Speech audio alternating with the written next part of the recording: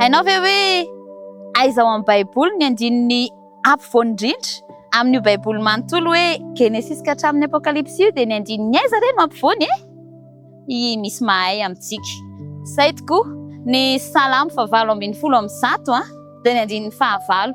Ny fomba hitadidiana azy ny eo alohan'izay dia ny toko fohy indrindra ao amin'ny baiboly ny Salamo 7:100 dia ny lava indrindra indray ny ao aorinany Salamo 7:100 misy ny andininy be indrindra ao amin'ny baiboly dia ny ampovoany Salamo 7:100 andininy 9. Ary izany no tiana hatolotra anao amin'ity androany ity ka andaony rahantsika mamaky Salamo 7:100 andininy 9 manao hoe tsara ny mialoka amin'ny Jehova noho ny mialoka amin'ny olona. Dia raha veriko kely ilay izy dia afatra manokana ho anao mihitsy hoe tsara ny mialoka amin'ny Jehova noho ny mialoka amin'ny olona. Amin'ity fiainana misy antsika ity tokoa dia feno fisafotofotoana ary maro ny mitady ny vahaolana etsy sy eroa, mitotototo atsy dia mitodika arifa izao androany andao andramana indray tsara ny mialoka amin'ny Jehova noho ny mialoka amin'ny olona ary manasa anao mihitsy aho hoe andao Andriamanitra. Izy no antsoina, izy no ialofana ary izy ihany no itokiana sy antsoina amin'ny zavatra rehetra dia ho tsapantsika ny fanatanterahany ny teniny hoe tsara ny mialoka amin'ny Jehova noho ny mialoka amin'ny olona. Salamo 7:100 dia ny andininy 9 izy iny. Aza tonoina intsony manomboka androany andininy ampovoany indrindra mampisasaka ny baiboly kanefa afatra mafonja iantsoina Andriamanitra anao koa hifototra amin'izany baiboly izany.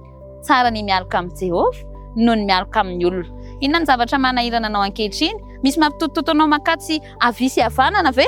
Sa misy hitadiavanao famonjena eo amin'Andriamanitra mialoka? Manana olana tiana hoentiny eo amin'ny ankehitriny ve ianao? Andao entiko ambavaka. Dia ao anatin'ny vavaka no anekeo hoe Andriamanitra no ialofana fa tsy hafa na olona ihany koa.